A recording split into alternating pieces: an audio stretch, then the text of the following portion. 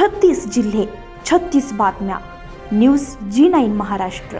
उत्तर तुमच्या प्रश्नांची.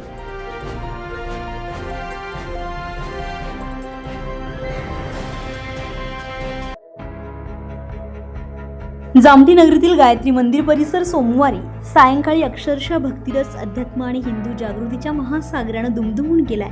निमित्त होतं परमपूज्य स्वरूपानंदजी महाराज श्री दत्त मंदिर संस्थान डोंगरदे यांच्या भव्यदिव्य आणि ओजस्वी प्रवचन सोहळ्याचं. जामठी नगरीसह परिसरातील गावांमधून भाविक, हिंदू समाज बांधव आणि धर्मप्रेमी नागरिकांनी मोठ्या संख्येने उपस्थित राहून कार्यक्रमाला ऐतिहासिक स्वरूप प्राप्त करून दिले.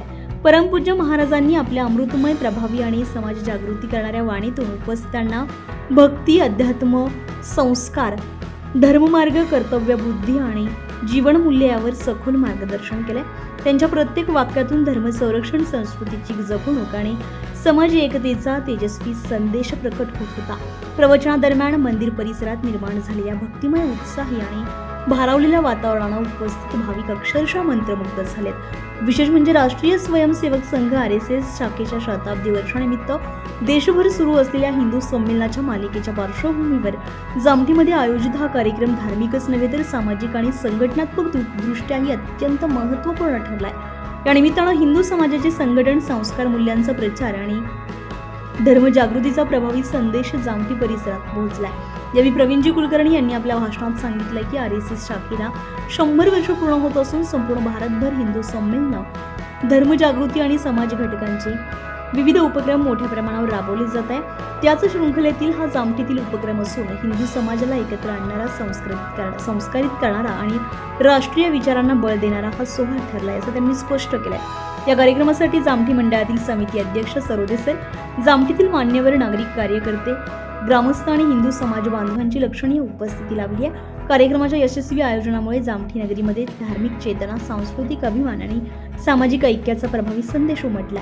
एकंदरीत जामठीमध्ये पार पडलेला हा प्रवचन सोहळा केवळ धार्मिक कार्यक्रम न ठरता हिंदू एकता, संस्कार आणि समाज जागृतीचा दणदणीत जागर ठरला अशी भावना उपस्थितांनी व्यक्त केली आहे. सुनील माळी, उमेश पाटील, डॉक्टर सतीश आगीवाल, भगवान महाजन, सोनवणे डॉक्टर, हरिओम शेठजी जयस्वाल, कुलदीप माळकर, पवन महाजन, विनोद चौधरी, सचिन जैन, सैनीजी तेली, डॉक्टर ईश्वर तेली, बोलेदादा, शिवकुमार महाराज, माळी बोदवड, चौधरी सर, भगवान पाटील, तुकाराम मालकर, बळीराम तेली, योगेश महाराज, भजनी मंडळ, अशोक तोपे, सागर सातपुते, सोपान माळकर, सुभाष गायकवाड, गजानन पाटील, बापू तेली, दीपक पाटील, बाळू पाटील, नारायण पाटील यांच्याकडून शिवसाऊंड सिस्टम सहकार्य लाभले. भारत माळी यांच्याकडून मंडप, स्टेज, खुर्ची यांचं सहकार्य लाभले. योगेश महाराज यांचे भजनी मंडळ यांचे सहकार्य लाभले. छायाताई कोलते, मीनाबाई ठाकूर इत्यादी यावेळी उपस्थित होत्या. सरोदे सर, जामठी परिसरातील समस्त हिंदू नागरिक, माता बंधू भगिनींना सगळ्यांना प्रणाम करतो. आज देशभरामध्ये, संपूर्ण परिसरामध्ये हिंदू संमेलन असे होत आहे. हे करण्याचं प्रयोजन राष्ट्रीय स्वयंसेवक संघ, ज्याला आपण सोप्या भाषेत समजण्यासाठी म्हणतो RSS, रोजची संपर्क शक्ती असं यातलं म्हटलं जातं, असं RSS, असं सगळ्या देशभरामध्ये संघ हे संमेलन आयोजित करत आहे.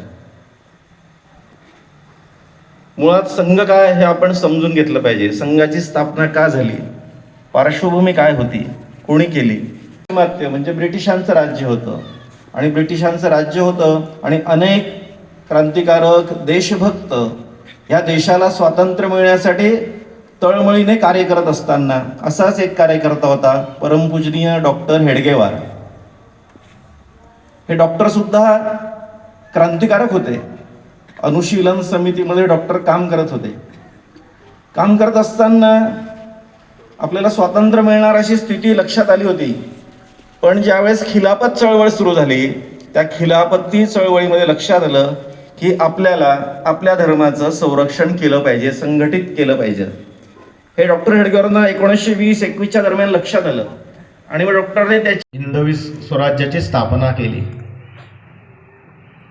नाहीतर गेलो होतो, सगळे चालले होते आपण लयाला.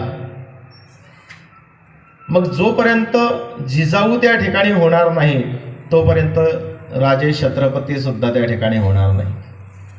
म्हणून माता भगिनींनी सुद्धा जिजाऊंचं त्या ठिकाणी चरित्र बघावं, ते चरित्र वाचायला द्यावं. जिजाऊंचं चरित्र काय होतं, जिजाऊंनी केवढा मोठा त्याग करून सूर्यास्ताच्या आत भोजन झालं पाहिजे. सूर्यास्ताच्या आत आपलं भोजन उरकायला पाहिजे. आपल्या ग्रामामध्ये बघा, आपले पूर्वज बघा, ते सूर्यास्ताच्या आत भोजन करायचे. आपण कधीच सूर्यास्ताच्या आत भोजन करत नाही आहे. सूर्यास्तानंतरच आपलं भोजन चाललेलं आहे. ठीक आहे, एखाद्या वेळेला वेळ नाही आहे, आपण काहीतरी अडचण आहे. न्यूज जी9 महाराष्ट्रासाठी गणेश गोरे, जामठी.